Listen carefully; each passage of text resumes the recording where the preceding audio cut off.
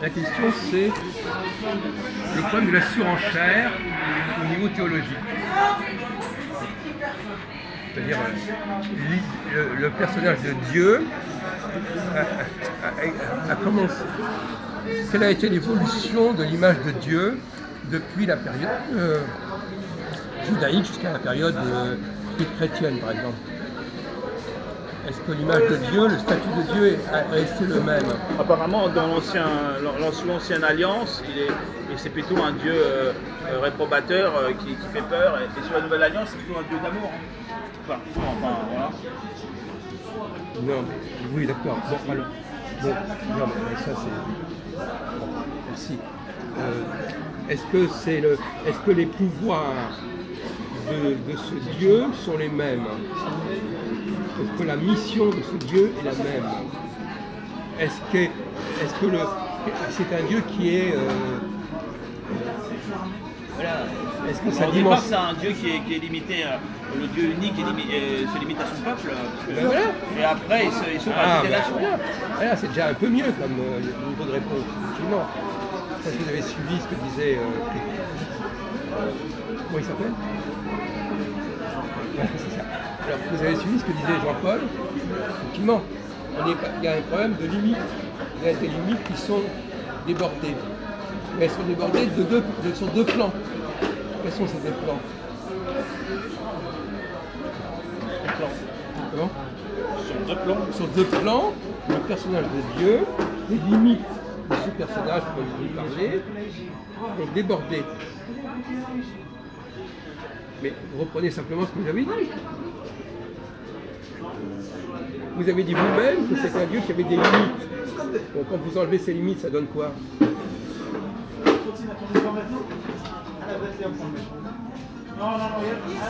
J'ai dit qu'il y avait des limites. Ouais, enfin, c'est ce que j'ai entendu. Plus restrictif. Oui, il était plus restrictif. Et après, il était. Voilà. Oui. Il était plus quoi? Après, c'était un Dieu qui s'adressait à toutes les nations. Oui, c'est ça. Universel. Ça, c'est le premier débordement. Le deuxième débordement, c'est quoi? Qu'il soit incarné, qu'il soit. Oui. Le deuxième débordement, c'est qu'il ait sa puissance. Il est le Dieu de quoi? Le Dieu de qui?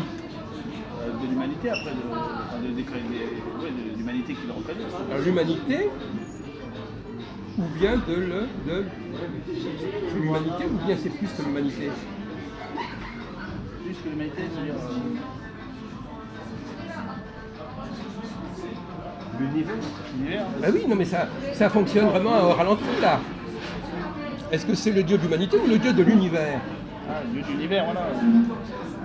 Bah non, l'humanité, parce que l'humanité s'est créée au centre du monde, donc elle a construit un Dieu qui est à son image. D'accord.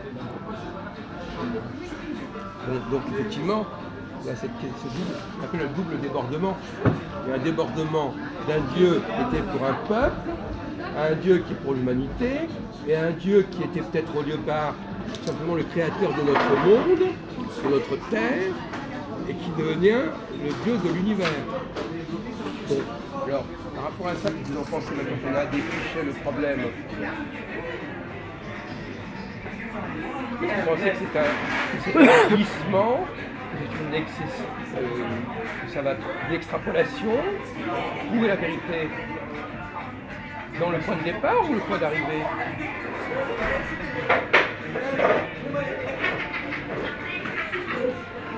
Ça c'est difficile à dire.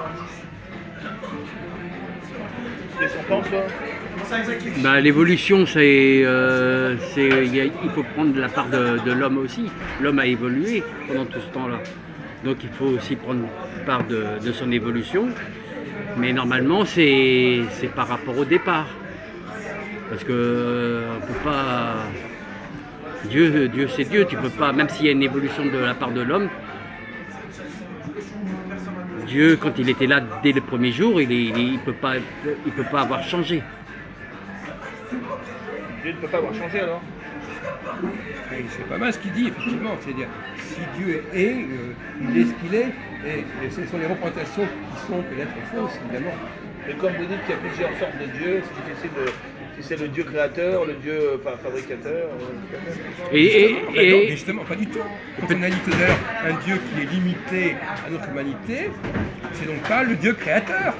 Et est-ce que tu es d'accord C'est une évidence. Est-ce qu'il pourrait avoir S'il est plus... simplement notre Dieu à nous, il est donc pas le Dieu original de l'univers. Et est-ce qu'il pourrait avoir plusieurs dieux aussi? Ça dépend de ce Ils qu'on se appelle Dieu. limiteraient les uns les autres. Le Dieu, Dieu c'est vraiment l'absolu, donc il peut y en avoir Non, qu'un. non, mais attendez. Là, vous mettez la souris avant les bœufs. Le Dieu absolu, c'est le point d'arrivée, ça. Pas le point de départ. Vous avez dit vous-même, c'est amusant parce que vous avez dit quelque chose d'assez pertinent au départ, alors qu'il y a des limites, etc. Et puis là, maintenant, vous remontez à l'idée que c'est le Dieu de l'absolu. Alors, le Dieu de l'absolu, c'est pas le Dieu limité, ni au peuple hébreu, ni au monde terrestre. Vous êtes très confus à ce niveau-là.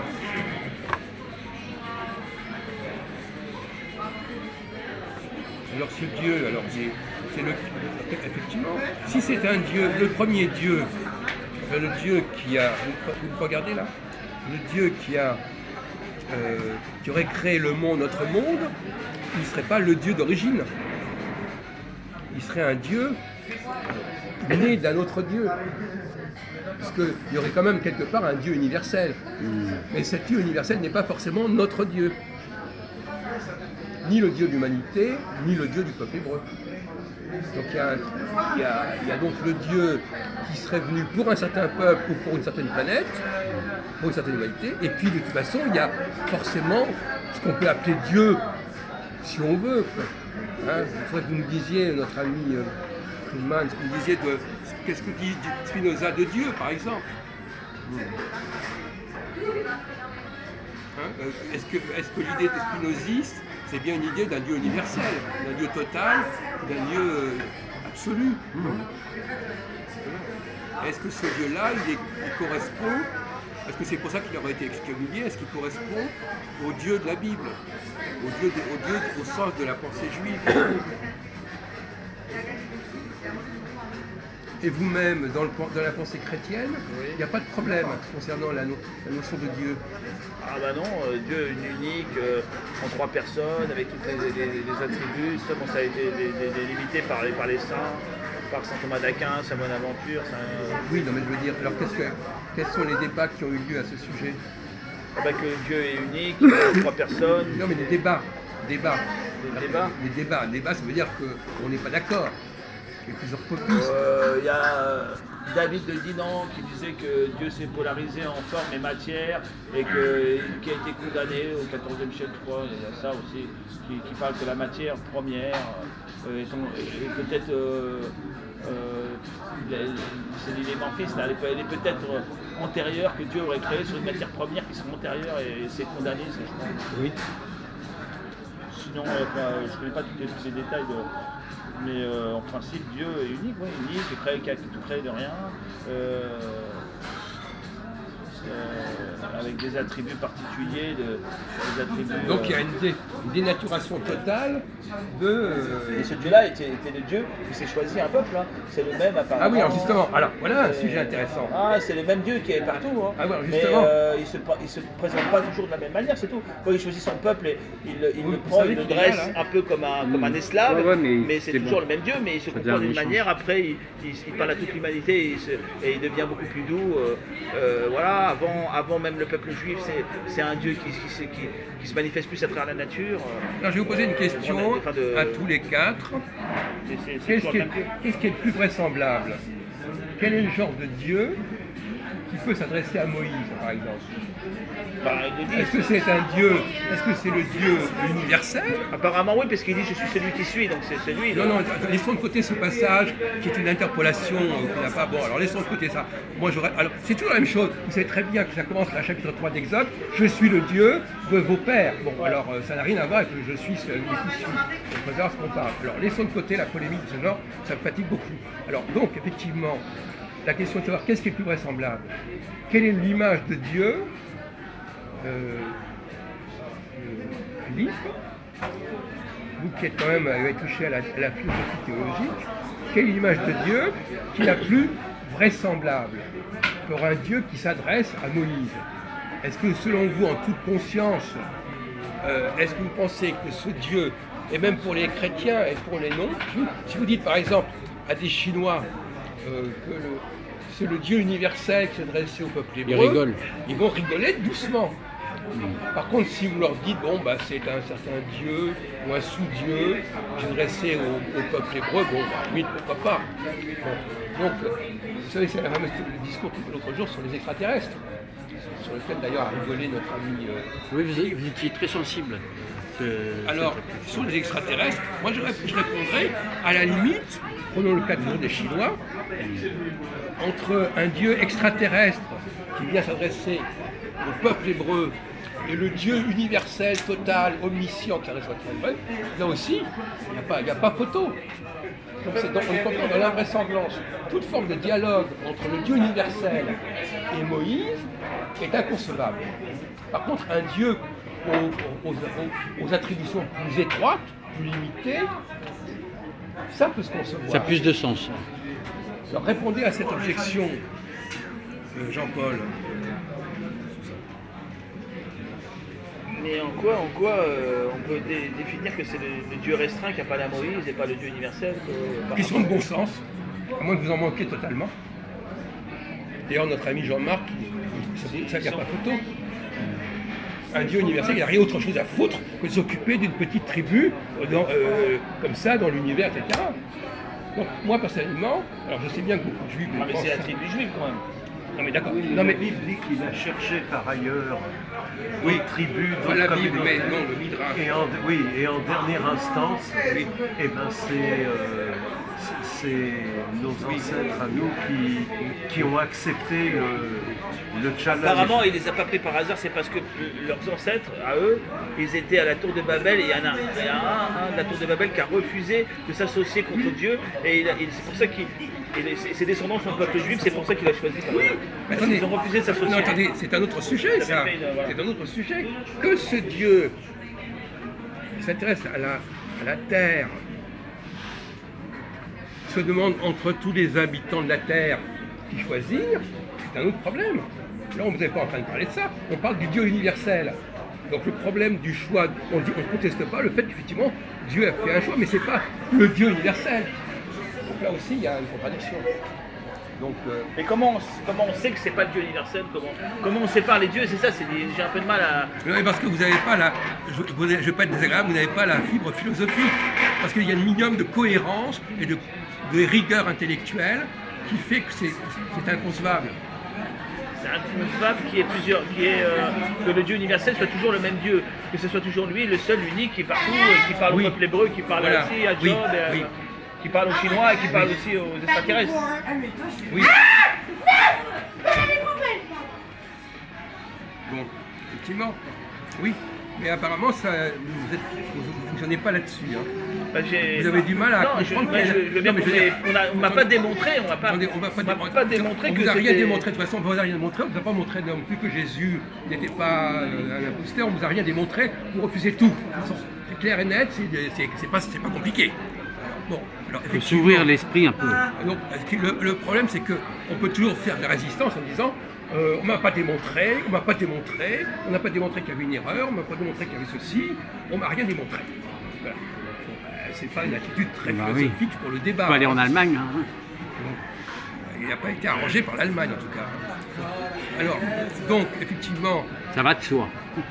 non mais Là-bas, ils sont très très bien. Là-bas, ils filment aussi, il y a des débats philosophiques et tout le monde a appris de parler avec le langage des mains. Comme ça, il n'y a pas de problème avec les voisins, c'est extraordinaire. Et ils restent dans les McDo, tout est extraordinaire. d'accord, bravo. Bon, alors continuons sur ce plan théologique avant de passer à autre chose. Effectivement, la question, c'est la question pourquoi ce peuple a-t-il été élu. Vous savez qu'on a toutes ces questions-là, on a déjà abordé. Qu'est-ce que c'est que la notion de peuple élu par rapport à cette problématique que vous venez d'aborder? Si vous vous souvenez de ce qu'on a dit déjà sur ce sujet. Ça, c'est une phrase clé, ça, que beaucoup de gens remettent en Tu te question. souviens bien et tu vas nous dire tout de suite d'ailleurs, tu vas nous rappeler. Non, cette- mais c'est une phrase clé que tout le monde remet un petit peu en question. Enfin, tout le monde en parle, je dirais. Donc, puisque notre ami Philippe a dit, oui, il a été élu, machin. Parce que élu et, par qui? C'est les Juifs qui étaient les Mais seuls à élu par vouloir. Dieu, élu par qui? Ils ont pas, c'est Ça, pas c'est les pour les peuples, enfants, c'est ça, pas c'est les les peuples de la gens terre qui qui ont fait des élections avec Chouard pour élire le peuple juif, parce que à la limite on pourrait penser ça, que tous les peuples de la terre ont voté, puis c'est le peuple juif. Oui. Non, mais vous n'avez pas du tout écouté ce qu'on avait dit déjà depuis plusieurs mois. Ça vous est sorti d'esprit. Est-ce que vous connaissez la thèse sur qu'est-ce que c'est que le peuple élu? La thèse que j'ai développée. Je vais essayer de m'en souvenir. Rafraîchissez-moi les. Ah non, mais non, je suis désolé. Je vous dis simplement. Lui s'en souvient, il y a il va nous exposer. Il était même peut-être pas là quand on en a parlé. J'étais pas là. J'étais peut-être pas là, moi non plus. Mais si, vous étiez là. Je suis désolé. J'étais peut-être, ouais. Vous étiez peut-être là sans être là. Voilà, oui, voilà. Alors ça, c'est pas tout à fait inconcevable. Hein. Je plaide coupable. Bon, alors, Amende honorable. qui est ce peuple élu? Comment faut-il comprendre la notion de peuple élu dans la Bible? Vous ne vous souvenez pas que j'ai parlé de David? Ah, c'est David qui. Non, je ne me souviens plus trop là. Ben, David, il a été choisi. Oui. Choisi par- Est-ce que David a été choisi? Qu'est-ce qui a été choisi? Dieu a dit à Samuel, qu'est-ce qu'il lui a dit? Ah oui, de choisir un roi. Mais où? Parmi Parmi? les tribus. Oui. Et alors, dans quelle tribu il lui a dit d'aller? Les tribus les tribus de Juda, les deux tribus, une tribu sacerdotale et royale, c'est ça? Et il lui a dit d'aller à la tribu de Jessé, Jessé, ouais. qui fait partie de la tribu de Juda. Voilà. Bon. Et en fin de compte, la notion de peuple élu, elle est liée à ça. Parce qu'il y a plusieurs théories là-dessus. Est-ce que Dieu, ce qu'on appelle Dieu, maintenant on a réglé cette question, est-ce que ce Dieu a choisi Israël parmi d'autres peuples, ou est-ce qu'il a choisi l'autre option, c'est quoi? Ce peuple directement. Décidément, hein. On continue. Ou est-ce qu'il a choisi une certaine tribu? Oui. Parmi ce peuple. Oui. Ah d'accord, oui. Ah non, ça revient ça? Oui, c'est ce que vous aviez dit, oui. Non mais franchement, hein, bon, alors, donc effectivement, donc là voyez-vous que le problème devient complètement différent. Ce peuple élu, ce n'est même pas le peuple hébreu, c'est la tribu de Juda dont descend David, qui est le peuple élu au sens d'un peuple hébreu qui serait constitué de plusieurs peuples, dont le peuple de Juda. C'est-à-dire qu'en réalité, ça ne devrait même pas dire le peuple élu, mais ça veut dire la tribu élue. Parce que là encore, en termes de vraisemblance, puisqu'on est en train de parler de vraisemblance, voyez-vous que Dieu a choisi parmi la totalité des peuples, voilà, il s'est présenté à tous les peuples. Mais avec Abraham, il avait fait une alliance générale déjà, non? Après, elle fait que se préciser, mais au départ, avec Abraham, il fait une alliance générale avec ce peuple. Là, Oui. c'est tout le peuple, là, c'est pas une tribu, là. Non? Il me semble, hein? Alors, attendez. Oui, mais enfin, n'empêche que attendez, vous êtes gentil, mais lorsque David, il intervient bien à propos de David. Après, oui, après, on ben voit alors, que eh ben alors. ça se précise jusqu'au ben voilà, Messie, jusqu'à eh ben l'arrivée voilà, du Messie. Ça se précise. Ça se précise, mais ça part du général au particulier. Pas forcément. Pourquoi? Pas forcément. Parce que j'ai écrit récemment là-dessus, je peux vous l'auriez dû le dire, mais vous ne lisez pas les textes. Parce que